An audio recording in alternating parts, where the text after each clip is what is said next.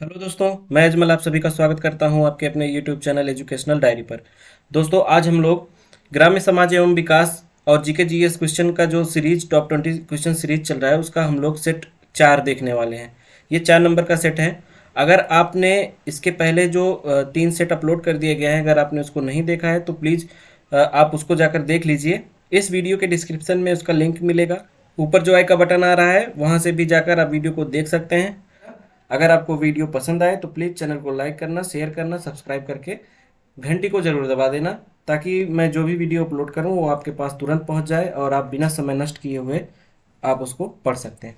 तो चलिए दोस्तों, शुरू करते हैं आज का अपना अगला क्वेश्चन सीरीज। दोस्तों, यहाँ पर पहला क्वेश्चन है, भारत की जनगणना 2011 के अनुसार उत्तर प्रदेश की प्रति वर्ग किलोमीटर जनसंख्या घनत्व क्या है। मतलब कि एक वर्ग किलोमीटर के अंदर कितने लोग निवास करते हैं, ये हमको बताना है और ये 2011 की जनगणना के अनुसार बताना है। ऑप्शन नंबर ए है 829, ऑप्शन नंबर बी है 920, ऑप्शन नंबर सी है 620, ऑप्शन नंबर डी है 720। बताइए जल्दी दोस्तों, कौन सा आंसर सही होगा। तो इसमें बिल्कुल सही आंसर ऑप्शन नंबर ए, 829 लोग जो हैं वो रहते हैं प्रति वर्ग किलोमीटर में। ठीक है दोस्तों, तो इसमें 829 जो है वो बिल्कुल करेक्ट आंसर हो जाएगा। चलते हैं हम लोग अगले क्वेश्चन की तरफ। ये इंपॉर्टेंट क्वेश्चन है दोस्तों, जनगणना से कोई ना कोई क्वेश्चन पूछ ही लेता है, तो आप ध्यान में रखिएगा। क्योंकि उत्तर प्रदेश का पेपर हम लोग दे रहे हैं, इसलिए उत्तर प्रदेश से पूछा जाने का ज़्यादा मतलब संभावना है। ठीक है दोस्तों, तो देखते हैं अगला क्वेश्चन क्या है। क्वेश्चन नंबर 2 है, उत्तर प्रदेश में 75 जिलों सहित कितने प्रमुख मंडल हैं। दोस्तों, कितने मंडल हैं 75 जिलों सहित, ये हमको बताना है। ऑप्शन नंबर ए है 27, ऑप्शन नंबर बी है 32, ऑप्शन नंबर सी है 18 और ऑप्शन नंबर डी है 23। बताइए बताइए दोस्तों आप लोग कि 75 जिलों में प्रमुख मंडल कितने हैं उत्तर प्रदेश के अंदर। बिल्कुल करेक्ट आंसर है ऑप्शन नंबर सी, 18 मंडल है, जो कि बहुत प्रमुख मंडल हैं। ठीक है दोस्तों, इसको आप याद रखिएगा। चलते हैं अगले क्वेश्चन की तरफ। क्वेश्चन नंबर 3 है, उत्तर प्रदेश राजमार्ग भू नियंत्रण अधिनियम किस वर्ष में पारित किया गया था। उत्तर प्रदेश राजमार्ग भू नियंत्रण अधिनियम किस वर्ष में पारित किया गया था। ऑप्शन नंबर ए है 1952, ऑप्शन नंबर बी है 1956, ऑप्शन नंबर सी है 1945, ऑप्शन नंबर डी है 1947। बताइए दोस्तों, कौन सा आंसर सही होगा। बिल्कुल सही। मैं समय आपका नष्ट नहीं करूंगा, मैं चाहूँगा कि बहुत जल्दी से जल्दी ये जो सेट है आपका बहुत ही आसान सेट है। मैं चाहूँगा कि आपका समय बहुत कम से कम लगे इसमें और आप इसको अच्छे से पढ़ लीजिए, क्योंकि वन लाइनर है, जल्दी से हम लोग निपटा देंगे। जहाँ समझाने लायक होगा, जो चीज़ जो है एक्सप्लेन करने लायक होगी, मैं कर दूंगा। तो दोस्तों, इसमें ऑप्शन नंबर सी बिल्कुल सही ऑप्शन है। 1945 में ये अधिनियम बनाया गया था, राजमार्ग भू नियंत्रण वाला। ठीक है दोस्तों, चलते हैं अगले क्वेश्चन की तरफ। अगला क्वेश्चन है, उत्तर प्रदेश में किस प्रकार की मिलें सबसे अधिक संख्या में हैं। ये क्वेश्चन छोटे पेपर में, राज्य के जो लेवल पे पेपर होता है, आप लोग भी दिए हैं और आपको पता है कि इस टाइप का क्वेश्चन पूछा जाता है। ये देखने में छोटा है पर आ जाता है, और अक्सर हम लोग बड़ी बड़ी चीज़ों को पढ़ने में छोटी चीज़ों को भूल जाते हैं, जो कि नहीं पढ़ते हैं। तो ये छोटी छोटी चीज़ें जो हैं ये हमको आनी चाहिए, और उसके अलावा हम लोग जो आगे जो भी बड़ी चीज़ें हैं वो भी पढ़ सकते हैं। ठीक है दोस्तों, तो उत्तर प्रदेश में किस प्रकार की मिलें सबसे अधिक संख्या में पाई जाती हैं। ऑप्शन नंबर ए है चावल, ऑप्शन नंबर बी है इस्पात बेलनी, ऑप्शन नंबर सी है कपड़ा, ऑप्शन नंबर डी है चीनी। बताइए दोस्तों कि सबसे ज़्यादा फैक्ट्री, जिसको मिल कहा जाता है, मिलें, सबसे ज़्यादा फैक्ट्री या मिलें किस चीज़ की है यहाँ पर, चावल की, इस्पात बेलनी, कपड़ा या फिर चीनी। बिल्कुल करेक्ट आंसर। ये तो हम सबको ज़्यादातर पता है कि चीनी अपने यहाँ बहुत ज़्यादा होता है उत्तर प्रदेश में। ठीक है दोस्तों, चलते हैं नेक्स्ट क्वेश्चन की तरफ। क्वेश्चन नंबर 5 है, राज्यसभा में कितने सीटें उत्तर प्रदेश में। ऑप्शन नंबर ए है 62, ऑप्शन नंबर बी है 29, ऑप्शन नंबर सी है 40 और ऑप्शन नंबर डी है 31। तो बताइए इसमें से कौन सा आंसर सही है। राज्यसभा की सीटें बतानी है उत्तर प्रदेश में। बिल्कुल सही answer, option number D is the correct answer. 31 सीटें हैं अपनी राज्यसभा में उत्तर प्रदेश में। चलते हैं नेक्स्ट क्वेश्चन पर। घरेलू, व्यक्तिगत और जल हीटर के लिए आर्थिक सहायता योजना के अंतर्गत उत्तर प्रदेश राज्य में क्या प्रोत्साहन दिया जाता था? क्या प्रोत्साहन दिया जाता है घरेलू, व्यक्तिगत और हीटर के लिए आर्थिक सहायता योजना के अंतर्गत? आर्थिक सहायता योजना ये एक योजना है जो कि उत्तर प्रदेश सरकार द्वारा चलाई गई थी। इसके अंतर्गत उत्तर प्रदेश राज्य में कुछ प्रोत्साहन दिया जाता है। वो किस रूप में दिया जाता है? कर को घटाकर दिया जाता है, या बट्टा जिसको छूट कहा जाता है उस पर छूट दिया जाता है, या फिर कर मुक्ति, एकदम से कर नहीं लिया जाता है, या कोई कुछ भी नहीं इसमें से? बताइए दोस्तों कौन सा आंसर सही है? बिल्कुल सही, ऑप्शन नंबर बी, बट्टा दिया जाता है। बट्टा का अर्थ होता है छूट। अगर आप इससे संबंधित कोई सामान खरीदते हैं व्यक्तिगत और जल हीटर के लिए, हमको छूट दिया जाता है सामान में, जो कि सरकार द्वारा दिया जाता है। चलते हैं हम लोग अगले क्वेश्चन की तरफ। दोस्तों क्वेश्चन नंबर 7 है, उत्तर प्रदेश की प्रमुख व्यावसायिक फसल क्या है? आज हम लोग इस सेट में ज़्यादातर क्वेश्चन जो है उत्तर प्रदेश से ही देखेंगे, तो ये बहुत ही इंपॉर्टेंट है अपने यूपी उत्तर प्रदेश के बारे में जानने के लिए। ठीक है दोस्तों, तो बताइए उत्तर प्रदेश की प्रमुख व्यावसायिक फसल क्या है? पहला है गेहूं, दूसरा गन्ना, तीसरा मक्का, चौथा चावल। इसमें से क्या सबसे ज़्यादा उत्तर प्रदेश में पाया जाता है? देखो दोस्तों, इसके पहले अभी हमने एक क्वेश्चन किया था कि सबसे ज़्यादा मिलें किसकी हैं, तो आपने कहा चीनी की। अगर चीनी की मिलें ज़्यादा हैं, इसका मतलब गन्ना ज़्यादा पैदा होगा। गन्ना ज़्यादा पैदा है तभी तो चीनी ज़्यादा है। तो इसमें सही ऑप्शन क्या है? ऑप्शन नंबर बी, गन्ना। प्रमुख व्यावसायिक फसल गन्ना। चलते हैं अगले क्वेश्चन की तरफ। क्वेश्चन नंबर 8 है, भारत में स्थित किस शहर को विश्व का सबसे पुराना शहर माना जाता है? भारत में स्थित किस शहर को विश्व का सबसे पुराना शहर माना जाता है? ऑप्शन नंबर ए है कुशीनगर, ऑप्शन नंबर बी है वाराणसी, ऑप्शन नंबर सी है आगरा, ऑप्शन नंबर डी है सारनाथ। तो ये क्वेश्चन ज़्यादातर बच्चों को पता होगा, इस पर मैं समय नहीं गंवाने वाला। इसमें ऑप्शन नंबर बी सही है अपना, वाराणसी। ये सबसे पुराना शहर है ये विश्व का। ठीक है दोस्तों, अब आते हैं हम लोग अगले क्वेश्चन की तरफ। क्वेश्चन नंबर 9 है कि 2011 की जनगणना के अनुसार उत्तर प्रदेश का सबसे अधिक जनसंख्या वाला शहर कौन सा था? दोस्तों 2011 की जो जनगणना हुई थी उससे कोई ना कोई सवाल जरूर आता है, और हम लोग यूपी का पेपर दे रहे हैं तो ज़्यादातर उम्मीद यही है कि यूपी से संबंधित ही क्वेश्चन पूछा जाएगा। तो आज मैंने यूपी से रिलेटेड क्वेश्चन लिया है, तो इसको आप लोग देख लेंगे तो आपका काफ़ी क्वेश्चन सॉल्व हो जाएगा यूपी से संबंधित। तो 2011 की जनगणना के अनुसार उत्तर प्रदेश का सबसे अधिक जनसंख्या वाला शहर कौन सा था? ऑप्शन नंबर ए है कानपुर, ऑप्शन नंबर बी है लखनऊ, ऑप्शन नंबर सी है अलीगढ़, ऑप्शन नंबर डी है बरेली। बताइए दोस्तों कौन सा आंसर सही होगा? एकदम बिल्कुल करेक्ट आंसर, आप लोग सही आंसर दे रहे हैं। इसका आंसर नंबर ए एकदम करेक्ट आंसर है, कानपुर। कानपुर की जनसंख्या 2011 में सबसे अधिक थी उत्तर प्रदेश के अंदर। ठीक है दोस्तों, चलते हैं अगले क्वेश्चन पर। क्वेश्चन नंबर 10 है, कौन सी उपभाषा राज्य के पश्चिमी भागों रोहिलखंड और ऊपरी दोआब में बोली जाती है?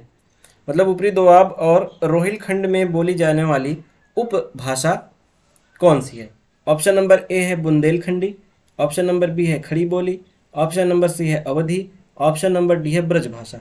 इसमें से कौन सी भाषा जो है पश्चिमी भागों के रोहिलखंड से लेकर ऊपरी दोआब तक बोली जाती है?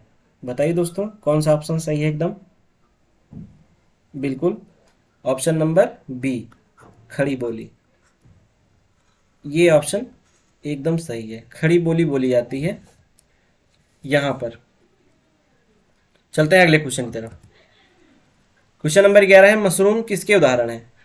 पहला है वायरस जिसको विषाणु कहा जाता है, दूसरा है लाइकेन, तीसरा है फंजाई जिसको कवक कहते हैं, और चौथा है बैक्टीरिया जीवाणु। इन चारों में से किस कैटेगरी में आता है मशरूम?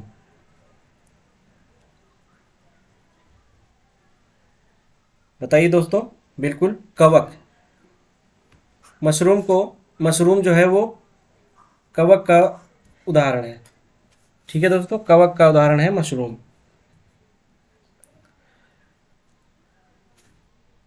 ऑप्शन नंबर सी सही है। चलते हैं नेक्स्ट क्वेश्चन पर। क्वेश्चन नंबर 12 है ये दोस्तों। क्वेश्चन नंबर 10 के बाद ये 11 और 12 ये सब जो है वो जीके जीएस के क्वेश्चन आएंगे इसमें। ठीक है दोस्तों, 1 से लेकर 10 तक वो ग्राम्य समाज एवं विकास के क्वेश्चन थे, जिसमें आज हमने पूरा उत्तर प्रदेश से ही लिया था। और क्वेश्चन नंबर 11 से लेकर 20 तक जो है वो जीके जीएस के क्वेश्चन हैं इसमें। तो क्वेश्चन नंबर 12 है, गांधी जी ने भारत छोड़ो आंदोलन कब शुरू किया था? ये हिस्ट्री से आ गया है क्वेश्चन। गांधी जी ने भारत छोड़ो आंदोलन कब शुरू किया था? Option number A 1940, option number B 1942, option number C 1945, option number D 1946। तो बताइए दोस्तों कौन सा आंसर करेक्ट है इसमें? बिल्कुल सही आंसर आप लोग बता रहे हैं 1942। तो 1942 करेक्ट आंसर है इस क्वेश्चन का। अब हम लोग नेक्स्ट क्वेश्चन देखेंगे। क्वेश्चन नंबर 13 है, निम्नलिखित में से कौन सा मेरुरज्जु का एक महत्वपूर्ण कार्य है? मेरुरज्जु, ठीक है दोस्तों, द्रव स्थानांतरण करने का काम होता है। ऑप्शन नंबर ए है। ऑप्शन नंबर बी है श्वसन नियंत्रण के लिए। ऑप्शन नंबर सी है प्रतिवर्ती क्रियाओं का नियंत्रण। और ऑप्शन नंबर डी है रक्त का कंपन। मेरुरज्जु बेसिकली वो होता है, ये जो रीढ़ की हड्डी होती है ना, इसी को मेरुरज्जु कहा जाता है। तो ये प्रतिवर्ती क्रियाओं का नियंत्रण करता है, जैसे आगे बढ़ना, पीछे चलना, मुड़ना, शरीर को खड़ा रखना, ये सब क्या करता है? प्रतिवर्ती क्रियाएं हैं, ये सब मेरुरज्जु का काम है। ठीक है दोस्तों, तो ऑप्शन नंबर सी बिल्कुल करेक्ट आंसर है इसमें। चलते हैं अगले क्वेश्चन की तरफ। भी रक्त का पंपन जो है ये तो हृदय करता है, और ये श्वसन का काम जो है ये फेफड़ों द्वारा होता है, और द्रव स्थानांतरण ये भी जो है रक्त के जरिए द्रव भी शरीर में इधर उधर आता जाता रहता है, खून में मिला हुआ रहता है। ठीक है दोस्तों, तो चलते हैं अगले क्वेश्चन की तरफ। क्वेश्चन नंबर 4 है, अशोक के आक्रमण के दौरान कलिंग, जिसको पूर्वी प्रांत कहा जाता था, की राजधानी कौन सी थी? ऑप्शन नंबर ए है तक्षशिला, ऑप्शन नंबर बी है पाटलिपुत्र, ऑप्शन नंबर सी है उज्जैन, ऑप्शन नंबर डी है तोशाली। बताइए दोस्तों कौन सा आंसर सही होगा एकदम? बिल्कुल option number A Takshashila, option number B Pataliputra, option number C Ujjain, option number D Tosali. Kalinga जिसको पूर्वी प्रांत कहते थे उसकी राजधानी पूछा जा रहा है, तो बिल्कुल ऑप्शन नंबर डी सही है, तोशाली। ये थी कलिंग की राजधानी। ठीक है दोस्तों, चलते हैं अगले क्वेश्चन की तरफ। ठीक है, एक फिजिक्स का क्वेश्चन आ गया है। समान प्रावस्था में कंपायमान माध्यम के किन्हीं दो सबसे निकटतम कणों के बीच की दूरी क्या कहलाती है? समान प्रावस्था में कंपायमान माध्यम के किन्हीं दो सबसे निकटतम कणों के बीच की दूरी बताइए दोस्तों। ऑप्शन नंबर ए है तरंग दैर्घ्य, ऑप्शन नंबर बी आवृत्ति, ऑप्शन नंबर सी वेग, ऑप्शन नंबर डी आयाम। बताइए दोस्तों कौन सा आंसर सही होगा इसमें? बिल्कुल सही, तरंग दैर्घ्य। ऑप्शन नंबर ए तरंग दैर्घ्य, जिसको हम लोग लैम्डा से दिखाते हैं तरंग दैर्घ्य, तो इसको तरंग दैर्घ्य कहा जाता है कि जब समान प्रावस्था में कंपायमान माध्यम के किन्हीं दो सबसे निकटतम कणों के बीच की दूरी को तरंग दैर्घ्य कहते हैं। चलते हैं नेक्स्ट क्वेश्चन पर। अगला क्वेश्चन है दोस्तों क्वेश्चन नंबर 16। 1857 के प्रथम स्वतंत्रता विद्रोह में, क्वेश्चन नंबर 16 है दोस्तों, 1857 के प्रथम स्वतंत्रता विद्रोह में भाग लेने वाली प्रसिद्ध महिला स्वतंत्रता सेनानी कौन थी? ऑप्शन नंबर ए है Kasturba Gandhi, option number B Bhikaji Cama, option number C Sarojini Naidu, option number D Begum Hazrat Mahal. बताइए दोस्तों 1857 के जो प्रथम स्वतंत्रता विद्रोह था उसमें पहली महिला स्वतंत्रता सेनानी कौन सी थी? बिल्कुल option number D Begum Hazrat महल। बेगम हजरत महल एकदम करेक्ट आंसर है। ये थी 1857 के प्रथम स्वतंत्रता विद्रोह की प्रथम महिला स्वतंत्रता सेनानी। ठीक है दोस्तों, चलते हैं अगले क्वेश्चन की तरफ। क्वेश्चन नंबर 17 है, निम्नलिखित में से किसको लोक नायक के रूप में जाना जाता था? ऑप्शन नंबर ए है C F Andrews, option number B है Jayaprakash Narayan, option number C है Chittaranjan Das, option number D है आशुतोष मुखर्जी। बताइए दोस्तों, इसमें से कौन सा आंसर सही होगा, किसको लोकनायक के रूप में जाना जाता था। ऑप्शन नंबर ए है C.F. Andrews, option number B Jayaprakash Narayan, option number C Chittaranjan Das, option number D Ashutosh Mukherjee. बिल्कुल सही आंसर आप लोग दे रहे हैं option number B. Option number B Jayaprakash Narayan, इनको लोकनायक के रूप में जाना जाता था। ठीक है दोस्तों, अब हम लोग चलेंगे नेक्स्ट क्वेश्चन की तरफ। दोस्तों क्वेश्चन नंबर 18 है, भारत में पंचायती राज स्थापित करने वाले प्रथम 2 राज्य कौन से थे। ऑप्शन नंबर ए राजस्थान और Maharashtra, option number B Rajasthan और Paschim Bengal, option number C Rajasthan और Andhra Pradesh, option number D Rajasthan और पंजाब। बताइए दोस्तों, पंचायती राज स्थापित करने वाले प्रथम 2 राज्य कौन से थे। बहुत ही इंपॉर्टेंट क्वेश्चन है दोस्तों, बार बार पूछा जाता है। तो आप लोग बताइए कि कौन से 2 राज्य ऐसे थे जिन्होंने सबसे पहले पंचायती राज स्थापित की थी। बिल्कुल सही आंसर आप लोग दे रहे हैं option number C is the correct answer, Rajasthan और आंध्र प्रदेश। राजस्थान आंध्र प्रदेश ऐसे 2 राज्य हैं जिन्होंने सबसे पहले पंचायती राज स्थापित की थी। अब हम आपको बता दें, आ गया है राज्य से रिलेटेड क्वेश्चन। तो अभी चुनाव भी चल रहा है, तो हम लोग देख लेते हैं सीएम गवर्नर क्या कौन कौन से हैं। ठीक है, तो सबसे पहले हम लोग राजस्थान के ही देख लेते हैं।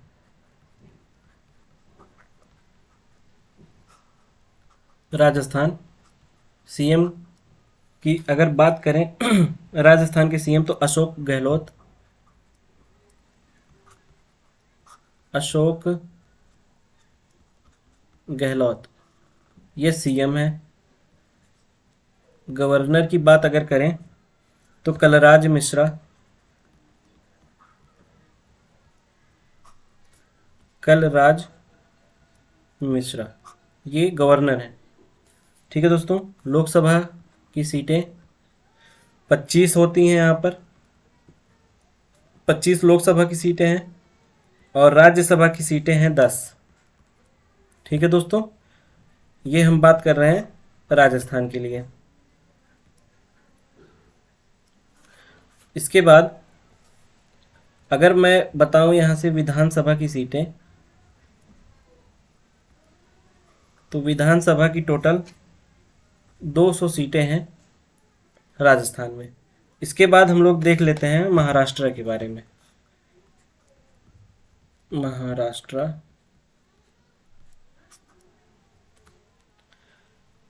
यहाँ के सबसे पहले गवर्नर की बात करेंगे, फिर सीएम की बात करेंगे। तो यहाँ के गवर्नर हैं भगत सिंह कोश्यारी,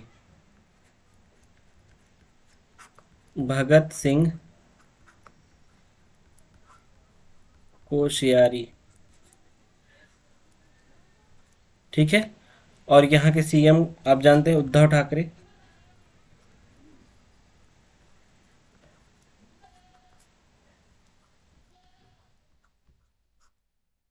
ठीक है दोस्तों, यहाँ पर लोकसभा की सीटें हैं टोटल 48 सीटें, राज्यसभा की सीटें हैं 19। ठीक है दोस्तों, और यहाँ पर बाई कैमरल विधानसभा है जिसको द्विसदनीय विधान परिषद कहा जाता है।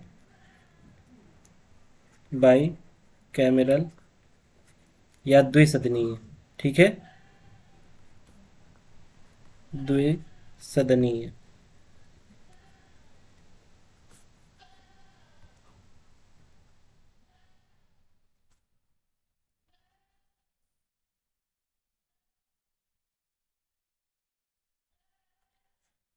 बाई कैमरल मतलब द्विसदनीय। ठीक है दोस्तों,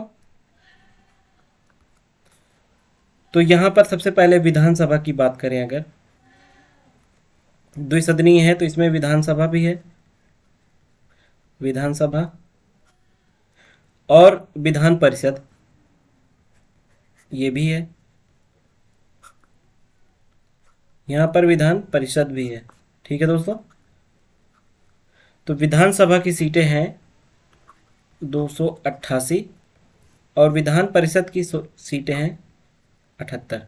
इसको याद रखिएगा, 78 सीटें हैं विधान परिषद की और 288 सीटें हैं विधानसभा की। ठीक है दोस्तों, तो ये है महाराष्ट्र के बारे में। याद रखिएगा, इस समय चुनाव का माहौल चल रहा है तो कहीं से भी कुछ भी पूछा जा सकता है। ठीक है दोस्तों, तो अगला है हमारा पश्चिम बंगाल।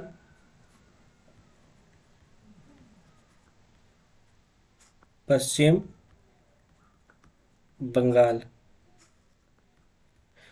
अब हम लोग देखेंगे पश्चिम बंगाल के गवर्नर और सीएम। तो यहाँ पे मैं गवर्नर लिख देता हूँ, यहाँ पर सीएम। तो पश्चिम बंगाल के गवर्नर जगदीप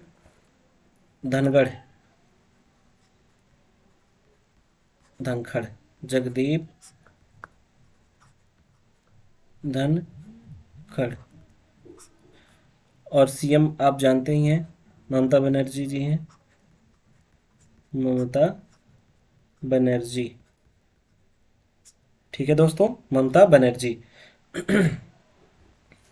यहाँ पर विधानसभा की सीटें मैं बता दूं अगर कितनी हैं, तो आप लोग नोट करिएगा इसको। विधानसभा विधानसभा की 294 सीट है, 294 सीट है। अभी जल्दी में ही यहाँ पर चुनाव हुए हैं, ममता बनर्जी की सरकार बनी है, तो इसको ध्यान में रखिएगा।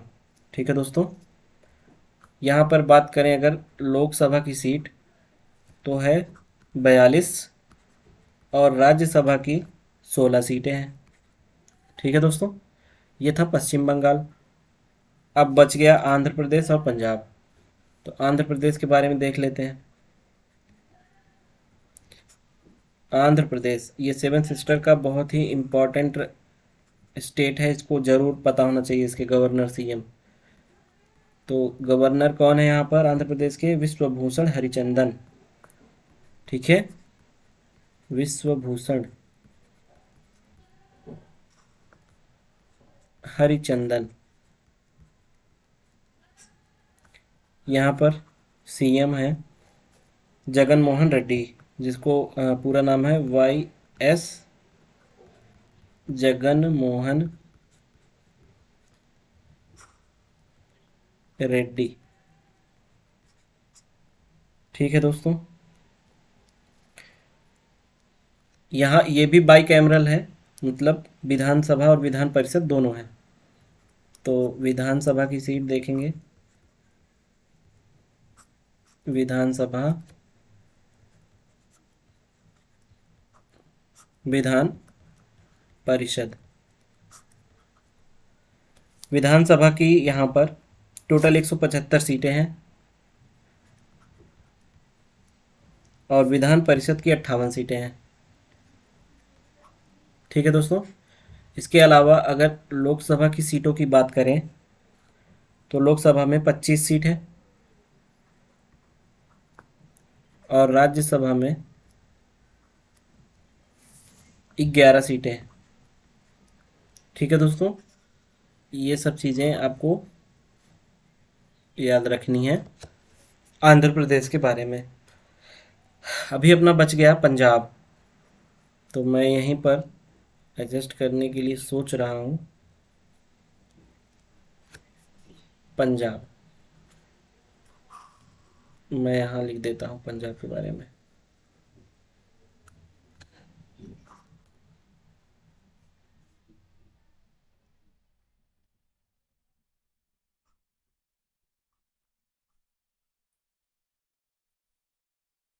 जैसा कि आपको पता है पंजाब का कैपिटल चंडीगढ़ है। अगर मैं यहाँ पे गवर्नर की बात करूँ तो गवर्नर कौन है? बनवारी लाल पुरोहित। बनवारी लाल पुरोहित, बनवारी लाल पुरोहित गवर्नर। और अगर सीएम की बात करूं, चरणजीत सिंह, चरणजीत सिंह ये यहाँ पे सीएम है। ठीक है दोस्तों, विधानसभा विधानसभा को मैं VS लिख रहा हूँ। ठीक है, विधानसभा की 117 सीटें हैं, लोकसभा की 13 सीटें हैं, 13 सीट, और राज्यसभा की 7 सीटें हैं। ठीक है दोस्तों, तो इस तरह से हमने राजस्थान, महाराष्ट्र, पश्चिम बंगाल, आंध्र प्रदेश और पंजाब राज्य के सीएम, गवर्नर, लोकसभा, राज्यसभा, विधानसभा सीटें सब कुछ देख लिया है। आप इसको ध्यान में रखना, चुनाव के माहौल में ये पेपर में पूछा जा सकता है, बहुत ही इंपॉर्टेंट है। ठीक है दोस्तों, चाहे इसका स्क्रीनशॉट ले लो, चाहे नोट कर लो, पर इसको अपने पास रखना और पढ़ लेना। तो चलिए चलते हैं नेक्स्ट क्वेश्चन की तरफ। अगला क्वेश्चन है अपना क्वेश्चन नंबर 19, जिसमें लिखा है कि तीसरी पीढ़ी के टीके को डैश डैश होते हैं, मतलब तीसरी पीढ़ी के जो टीके होते हैं वो क्या होते हैं, ये हमको बताना है। ऑप्शन नंबर ए है दुर्बल किए हुए रोगाणु, ऑप्शन नंबर बी है रोगजनक सापेक्ष, ऑप्शन नंबर सी है मोनोक्लोनल प्रतिजन, ऑप्शन नंबर डी है कृत्रिम प्रतिजन। बताइए दोस्तों कौन सा ऑप्शन सही है इसमें। तीसरी पीढ़ी का जो टीका होता है, बिल्कुल सही, मोनोक्लोनल प्रतिजन कहा जाता है उसको, मोनोक्लोनल प्रतिजन। ठीक है दोस्तों, अब मैं आपको बता दूं कि मोनोक्लोनल प्रतिजन क्या होता है। तो ये एक स्वाभाविक रूप से उत्पादित प्रोटीन है। मैं लिख देता हूं, ये एक स्वाभाविक स्वाभाविक रूप से जो अपने आप ही उत्पन्न हो जाता है, स्वाभाविक रूप से उत्पादित प्रोटीन होता है, एक जो शरीर में खुद से उत्पन्न हो जाता है। ठीक है, जब इनका निर्माण सिंगल पेरेंट सेल्स से प्राप्त क्लोन द्वारा किया जाता है तो उन्हें मोनोक्लोनल एंटीबॉडी कहा जाता है। जैसे ये मोनोक्लोनल प्रतिजन जो होता है, ये तो एक प्रोटीन है जो कि स्वाभाविक रूप से शरीर में उत्पन्न होता है। तो ये बता रहा है कि जब इनका निर्माण सिंगल पेरेंट सेल से प्राप्त क्लोन द्वारा किया जाता है, सिंगल पेरेंट सेल जो क्लोन होता है उसके द्वारा जो प्रोटीन पाया जाता है उसे मोनोक्लोनल एंटीबॉडी कहा जाता है। बस इतना आप याद रखिएगा। ठीक है दोस्तों, चलते हैं अगले क्वेश्चन की तरफ। क्वेश्चन नंबर 20 है, भारत के व्यावसायिक रूप से जारी पहला अनुवांशिक रूप से संशोधित पौधा है। कौन सा संशोधित पौधा है अनुवांशिक रूप से? पहला है ऑप्शन नंबर ए सुनहरा चावल, ऑप्शन नंबर बी फ्लावर सावर, ऑप्शन नंबर सी बीटी बैगन, ऑप्शन नंबर डी बीटी कपास। इसमें से कौन सा आंसर सही है?